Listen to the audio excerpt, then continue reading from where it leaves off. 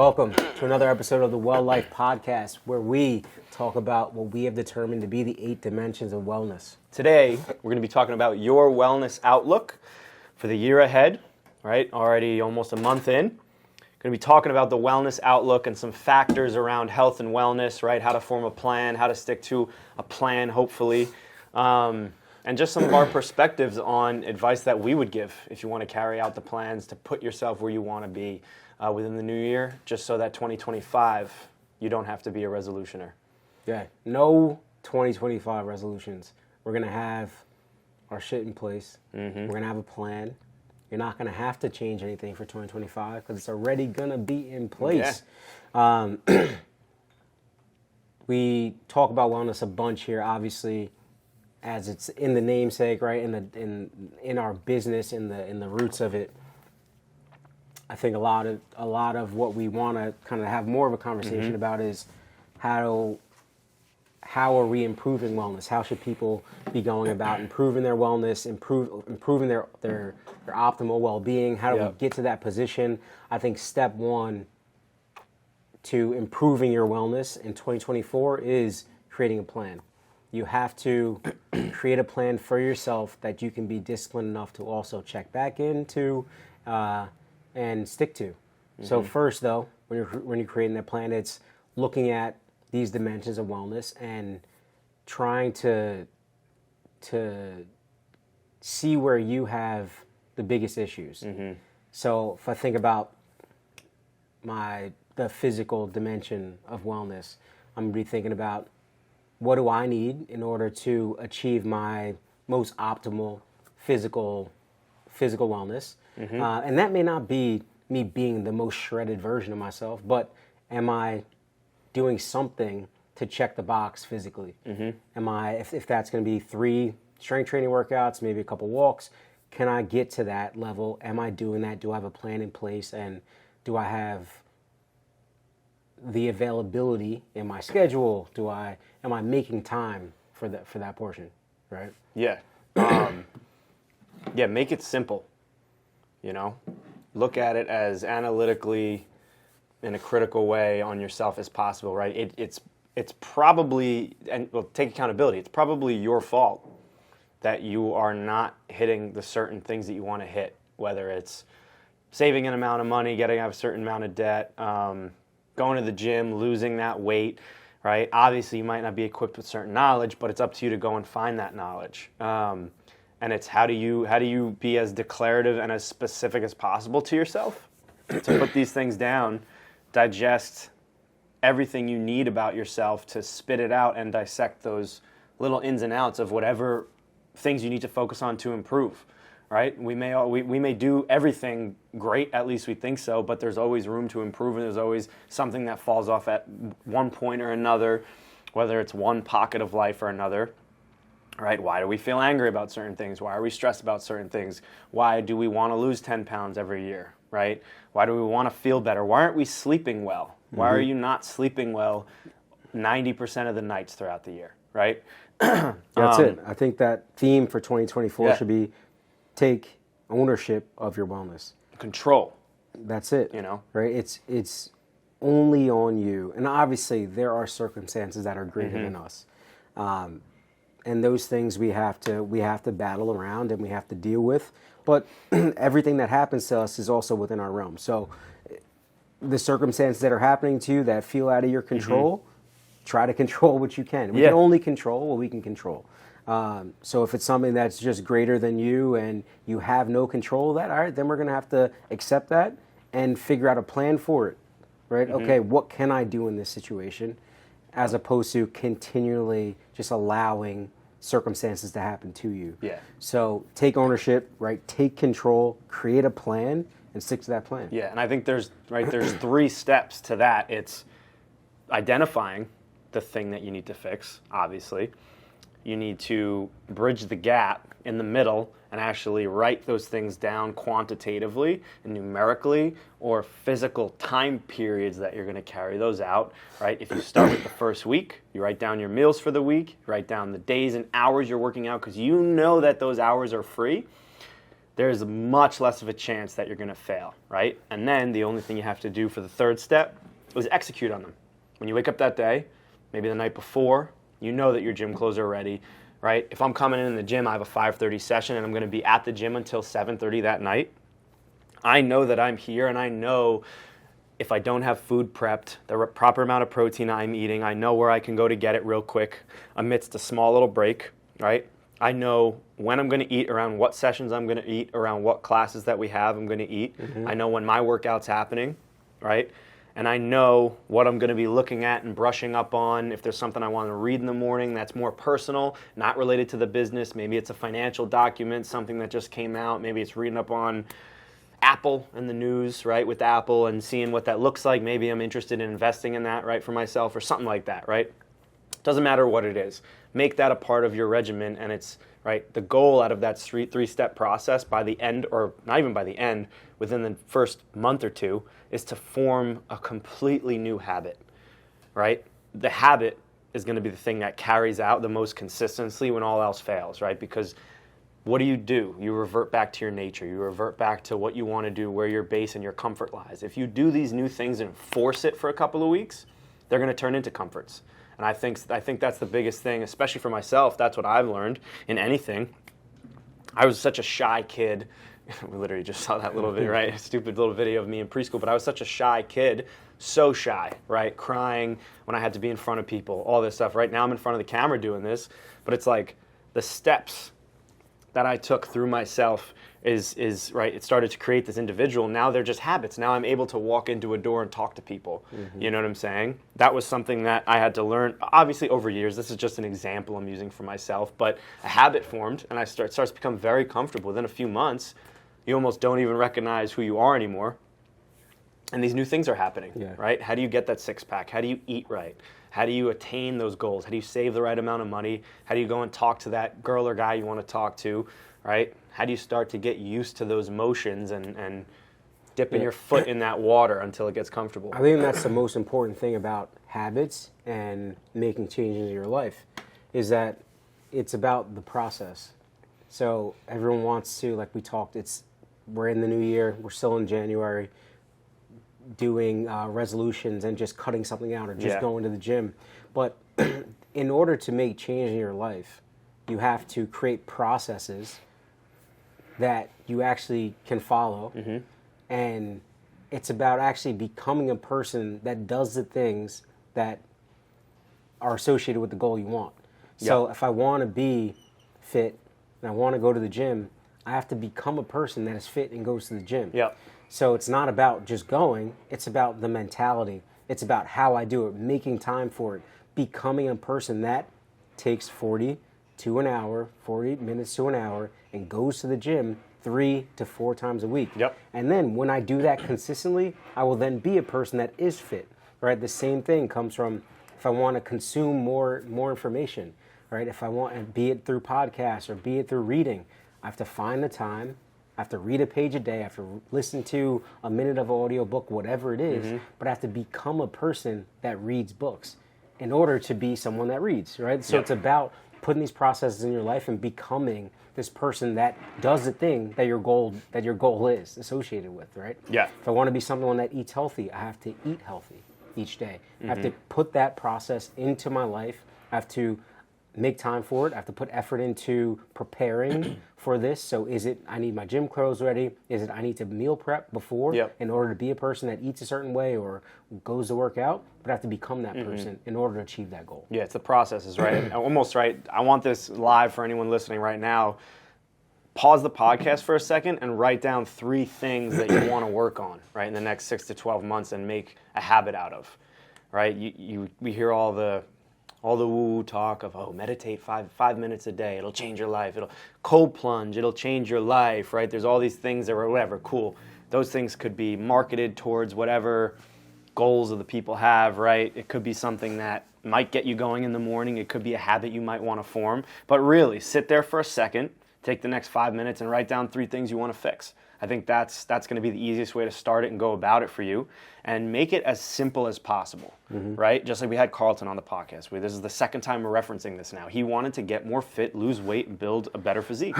He literally woke up to go to the gym, rode the bike for 5 damn minutes in the morning and said, I'm good, that's good.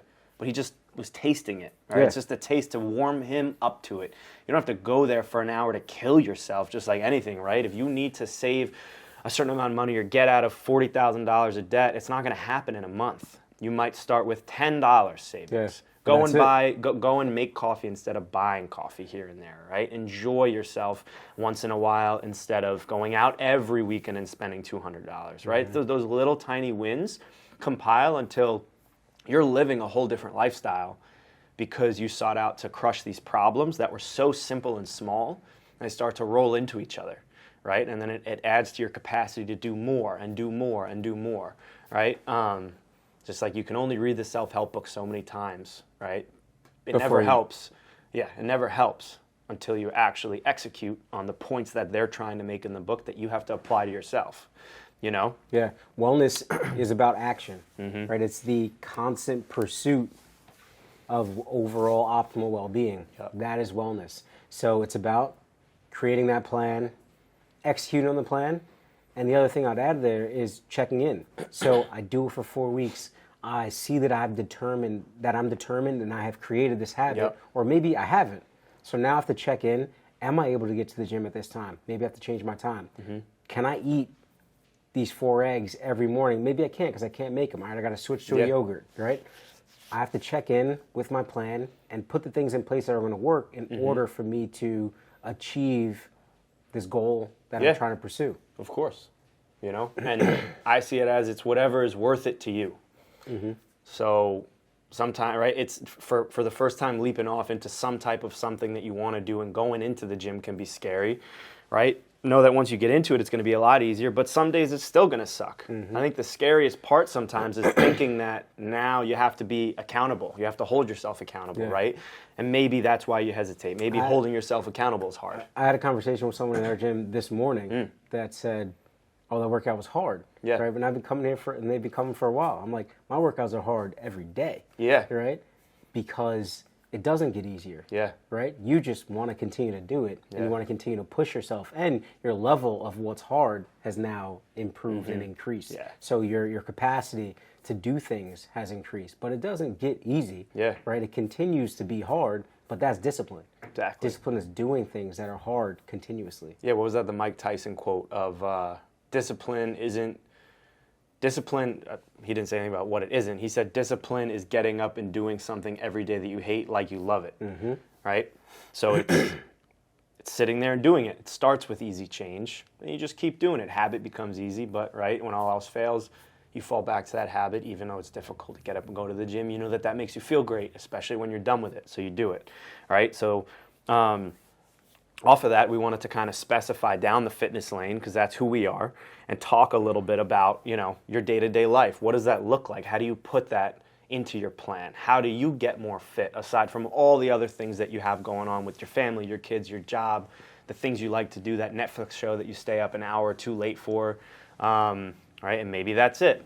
What problems do you have? How can you start to execute better and take certain things that might not be as good, even though they're enjoyable, and maybe do those half the amount of time to instill a better habit in the fitness game? And the biggest barrier to fitness, or someone entering and starting their fitness journey, one is just they're not ready, right? Mentally not ready to just make the leap because they haven't found it in themselves to make a change. But two really is that they don't have the time. So it's going back, checking in with yourself, right? Where is the time? You have to find it. All right, if I have to find it, where is that 30 minutes to an hour that you know you have? Because it's there, and it's not every day. It's not 7 days a week. It's 3 days. 3 days of, could be 30 minutes at least, and we can typically find that 30 minutes. So look at your calendar, think about your day, and no one's trying to take away the things that you enjoy, right? You want that hour of Netflix, great. But if it's 2 hours, maybe we make it an hour and you find that 30 minutes to 45 minutes to work out. But examine your day, What are you doing every day? And where do you have that 30 minutes to make yourself better? Yeah, and it's, are you doing something or doing something extensively because it's easy and enjoyable, right?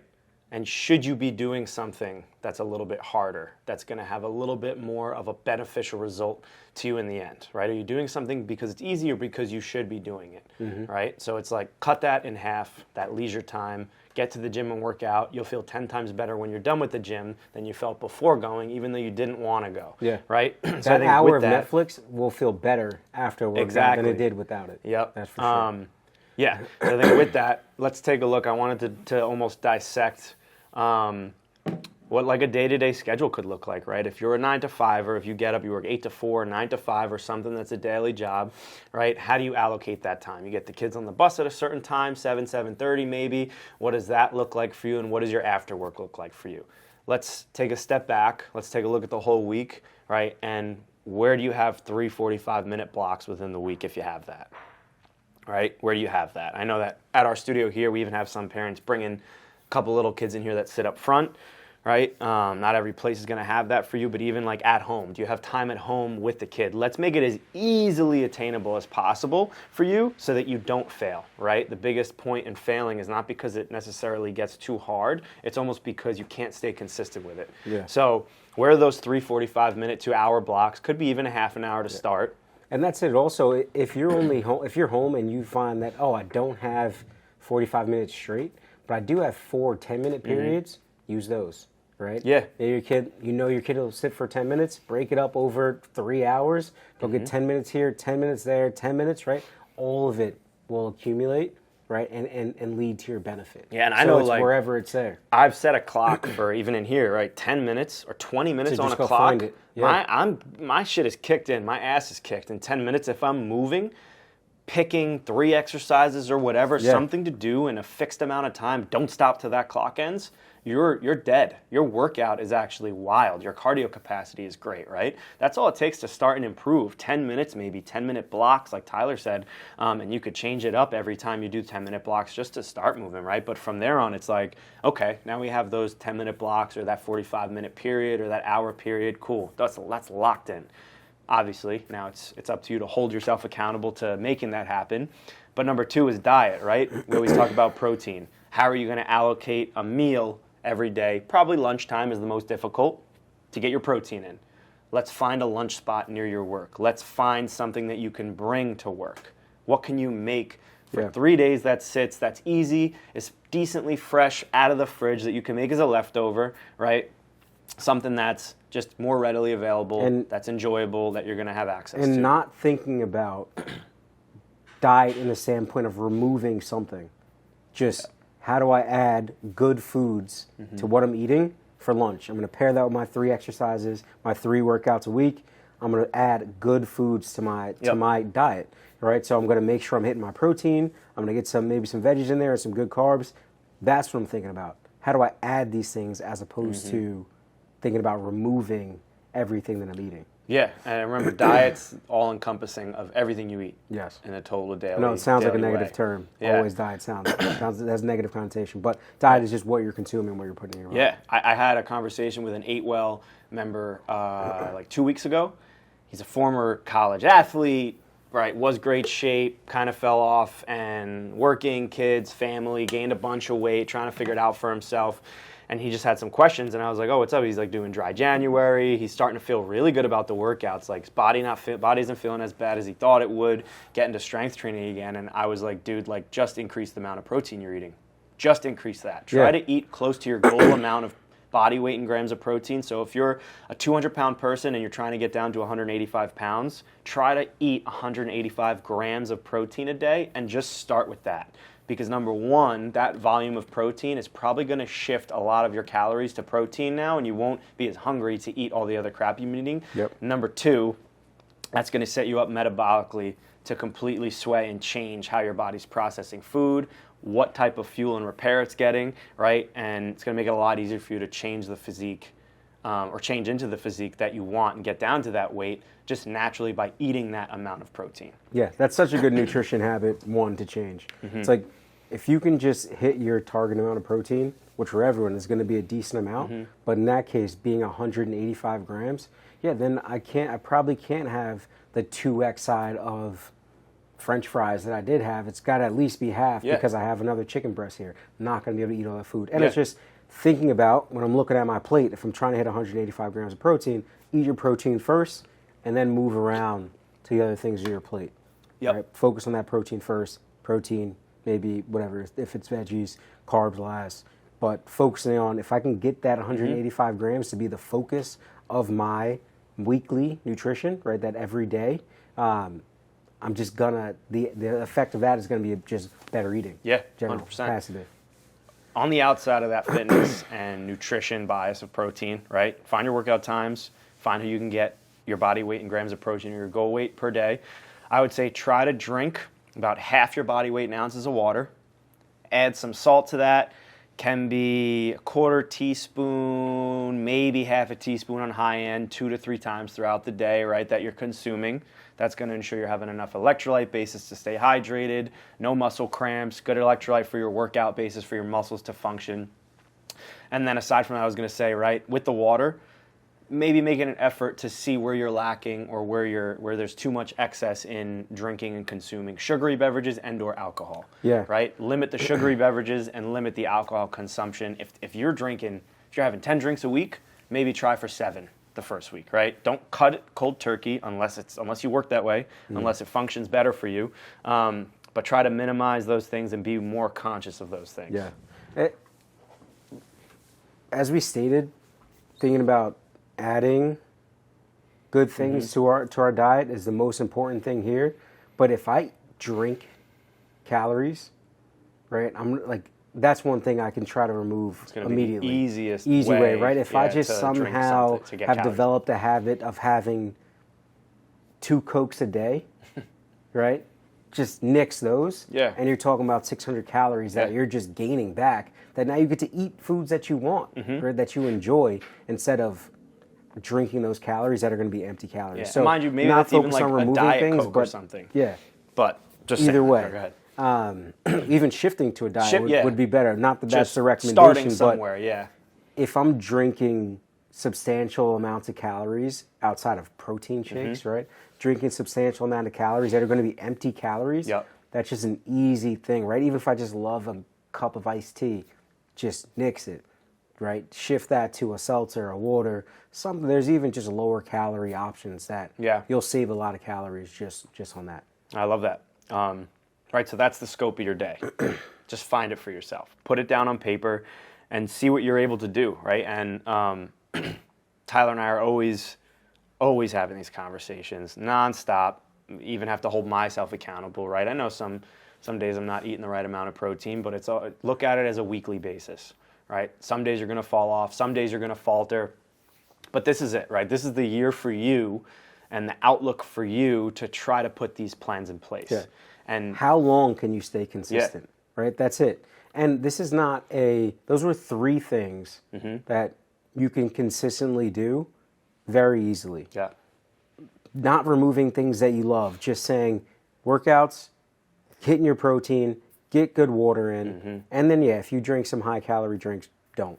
I know that still seems like 4 things in your life, but trying to focus on how long can I do those things, and I can almost guarantee if you're someone that hasn't done those things already, you'll see change in your life. 100%, 100%. And we preach all of this, right, as a means to our passion, our business, our lifestyle, how we live, and what we see is out there. But there's so much to back it, right? And we wanted to kind of take a shift in this wellness outlook to talk about some things that we've seen come up out there. Some stuff, right, as far as longevity living, as far as exercise goes. We're exercise and fitness guys in the industry. Exercise is beneficial for so many reasons, right? We've talked before about bone density, aging, muscle mass, sarcopenia, right? Sarcopenia is basically the decline in muscle mass as you age. Your body physically doesn't have the upkeep of muscle mass or the retention of muscle mass. As you age, you have to still be active. You should be eating even more protein as you age, just about, because the absorption rates falter a little bit. Yeah, after the age of 50, absorption rates of protein start to drop. Yep. And so want to eat more protein. Yeah. And do more strength training in order to combat that. And that's also for a male, right? As a hormone basis, testosterone is the primary male hormone, right? That is going to influence muscle mass. You can retain more muscle mass when you have higher levels of T. When that goes down, typically for the male, 28 to 33-ish probably years old, increasing muscle, keeping high levels of muscle, stimulating high levels of muscle within your training and your diet with protein consumption is going to be the fountain of youth for everybody, right? You fall, everyone hears about, right? Some old person who's 70 even, right? 75, which isn't even that old in today's age. We have a 70-year-old client that's cranking workouts, crushing it right now. He's had an amazing stress test recently, which was way above the markers that should be for his age, which is crazy. But you hear about these people who are 70 and they fall. And they literally fall, break a hip, they're in the hospital, quick decline, right? They might pass away 6 months to 2 years later because they either got sick in the hospital or it led to something else and other issues because of that. What's the biggest issue for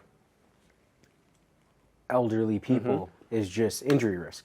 Yep. Right? You fall, you hurt something, it leads to something else. Yeah, pneumonia develops, something else just happens, and then it becomes a quick decline, and then unfortunately death could happen after that.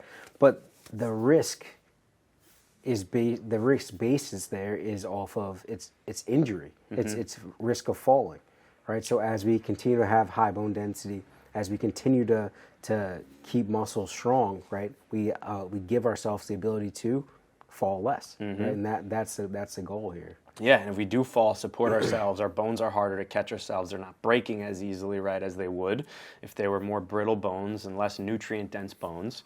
But there's also a lot of research with dementia in people. So the exercise itself, right, other than when you're a young kid, you start exercising because you want to look good, right?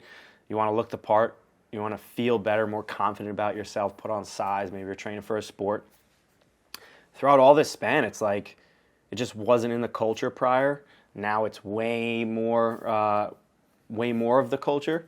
But exercise is huge for Alzheimer's and dementia prevention, right? It actually feeds parts of the brain. It increases gray matter, which is the actual physical portion of the brain that works, and it increases the active matter, and then it's the white matter that bridges the brain to the rest of the body. It increases the size and activity in all those, right? There's been studies that there's more lobe activity, increases in matter, and there's actual less develop of these proteins and plaques that form that block certain pathways and neurons in the brain the more you exercise and continue to exercise, right? Even muscle mass itself, a 75-year-old who's trained his whole life actually has a very similar muscle belly and health, like mitochondrial function, everything, as it does to the cross-section of a muscle from someone who's 35, right? So these things are real. This is like real anti-aging, and all it is it's hard to hold yourself accountable, but is that the excuse you want to make when, if you don't start now and continue, you could have 5, 10, 15, 20 more years of working out under your belt to start to fight against these diseases, right, that could take your life in a whole different course, right? It's actually incredible. There's way more nutrient capacity that passes the brain-blood barrier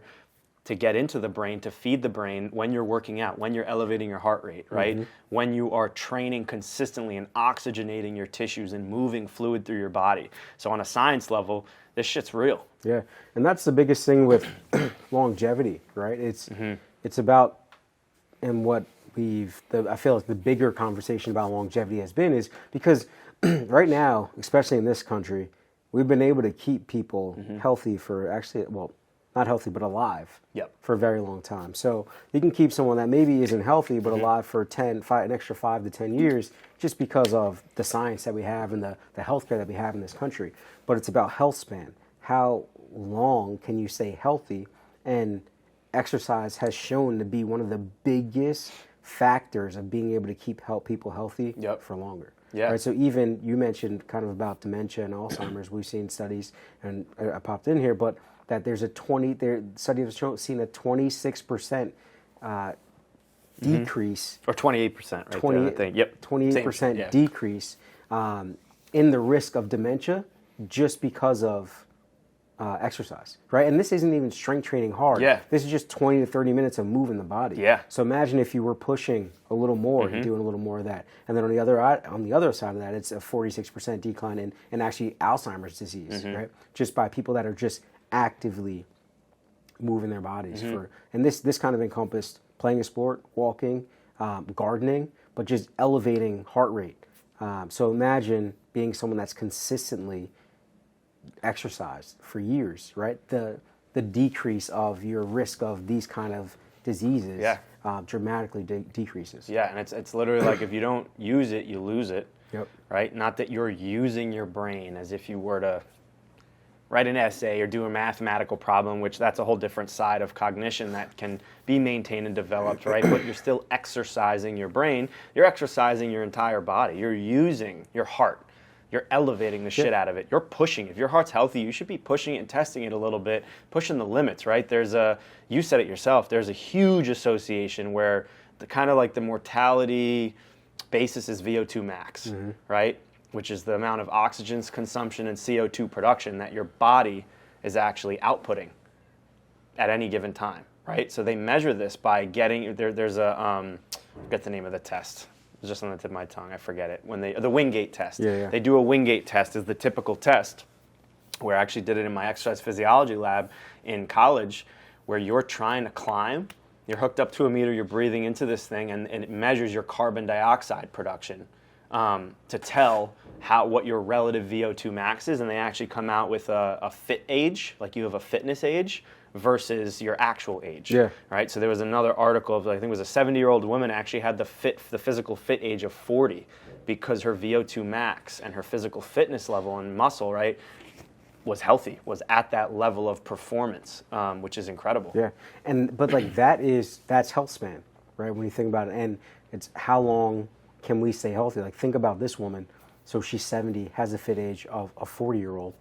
Okay, now when she's 85, that's probably going to be the fit age of a 50-year-old, right? 55-year-old. So it's how can we just continuously keep ourselves healthier to allow us to live as long and as healthy as possible, right? I think that there's also some research to say that fitness and strength training could have some negative aspects on your life, right?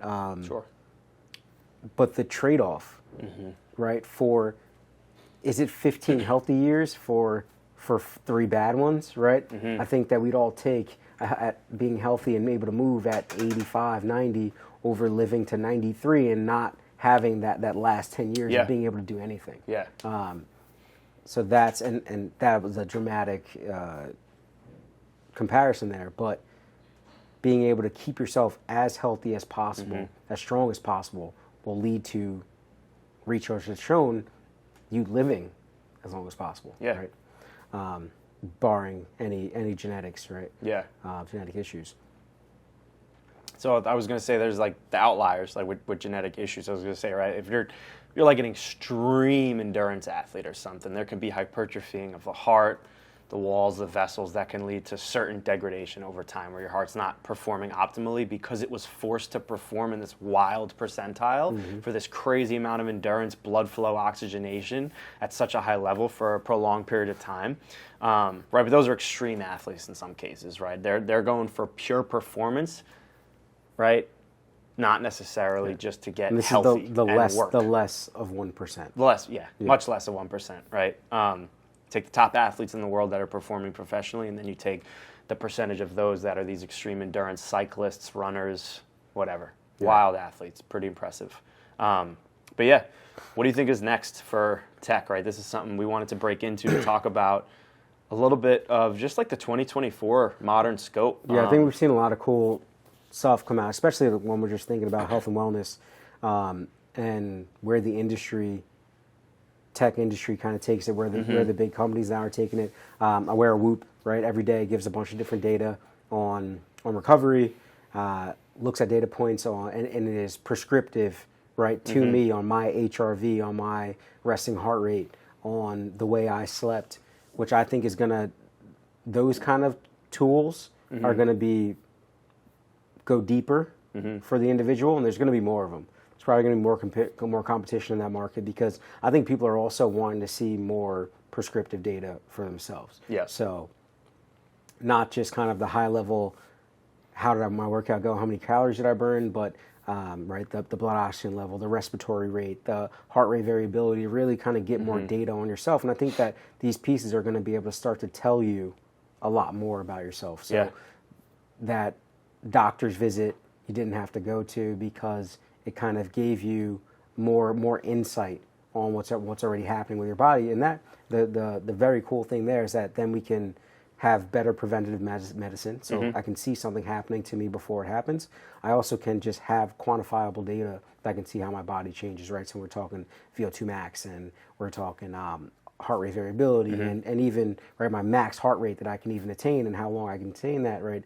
My zone 5, right? So I can kind of attack these things kind of at home and just kind of with a wearable. Yeah, we'll get to see more. Even that for accountability, right? I've personally tried the Whoop once for a week. I didn't like it on my wrist, just for myself. That's a preference. I'd like to try some other wearables and things, but I've even heard, right? It's almost great for accountability for someone that needs that too. It's like a couple of PGA Tour guys back during COVID were wearing them just for like COVID awareness, for breath rate, and also, right? It's just like may not be too crazy with the metrics that they're dissecting because they're already performing at a high level, but it's like, oh, maybe it just like could keep you accountable to say, like, I know my sleep's going to be shit the next morning and I don't want to see that 10% recovery score because I drank 2 more beers than I should have, right? So it's like, it's hold back a definitely little bit. It's a habit changer, Yeah, for sure, because without seeing it, you know you're tired, right? But having the quantifiable data, you know what it actually did to you.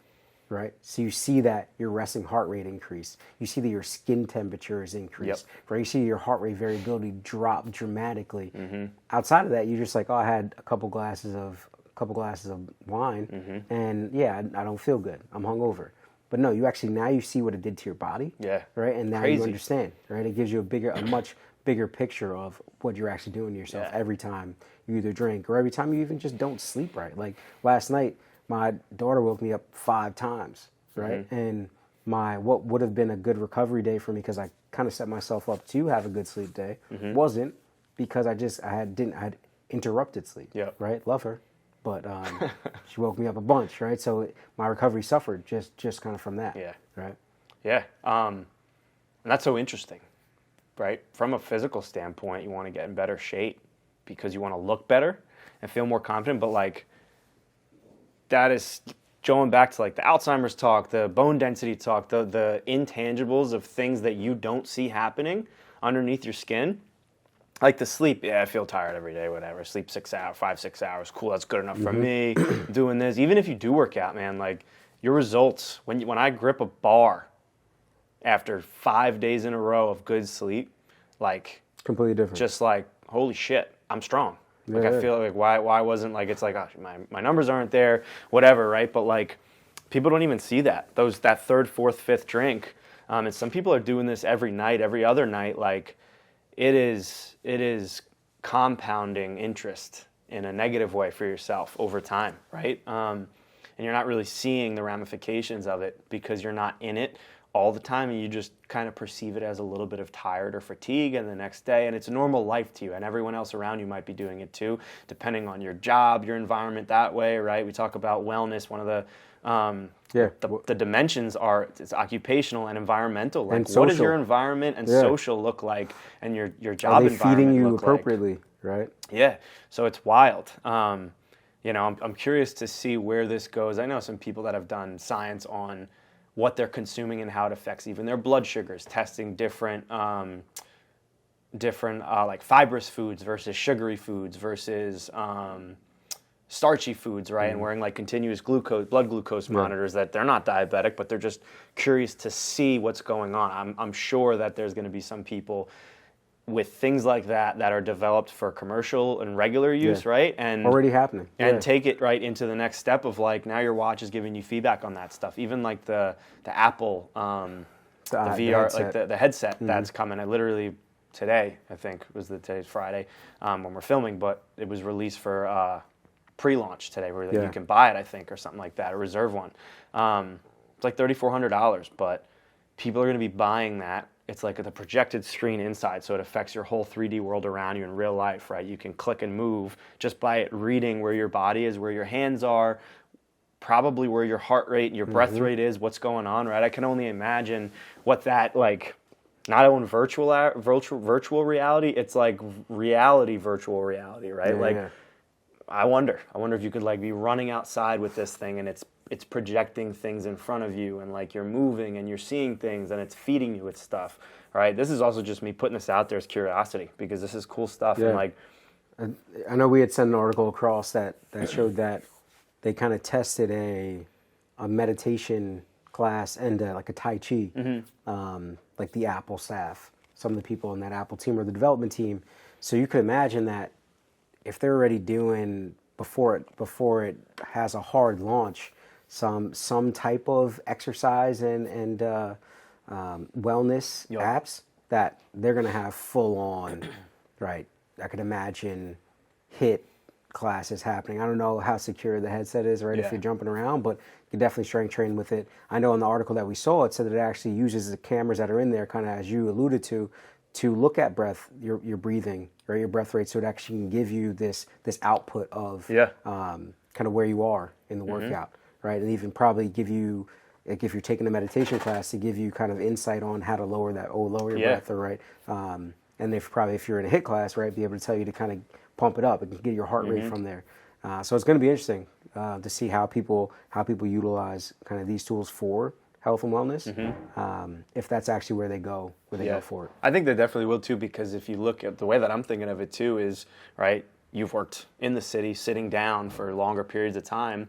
With this, from the videos that I've seen pre-launch, you can type and it's reading your fingers and where you're going, and you can open up multiple web pages within the goggles that project into real life. So it's like standing desks and desktops. Certain things might not even have to be a thing anymore because now it's just in the goggle and it's in your view, projected onto a screen right in front of you. Yeah. So you can almost work from anywhere, literally anywhere. You don't have to be pinned to a desk for 8 hours. You know what I'm saying? Like working from home, yeah, but now you can work moving, walking, without out in the park without opening a laptop and having a table in front of you to do it, right? Maybe you can be doing these things in real time, all the time. You can go for a walk while you're doing work outside, right? Without trying to have a laptop like strapped up or on your phone or something, right? So it's like sedentary lifestyle is one of the biggest killers too, because we're made to move. Well, that's it too, right? And that's kind of got to be put into your 2024 wellness plan as well, is being less sedentary. So even if you're at the gym 40 to 60 minutes a day, right, you're going to make sure you're getting some movement on those other days, or even walking around during the day every 20 minutes or so, just to make sure that we're not sitting most of the day. Because studies have shown also that you can't combat the amount that we're sitting with just a workout a day, right? You kind of got to add that active movement in to ensure we're getting up, moving the body throughout the day. Yeah, love it. I'm excited to see what comes out over the next year, and I'm excited to see what you guys are able to do. Any listeners out there would love to hear it now and hear it as the year goes. If you follow us and you like what we're putting out and you're listening to this right now, give us some feedback, throw some stuff in the comments about some things that you're changing, a couple of things that you need to change maybe some other people that are following us will see it, and you guys can hold each other accountable. Yeah, create your wellness plan. Be disciplined, stick to it, check in with yourself, make it the best 2024.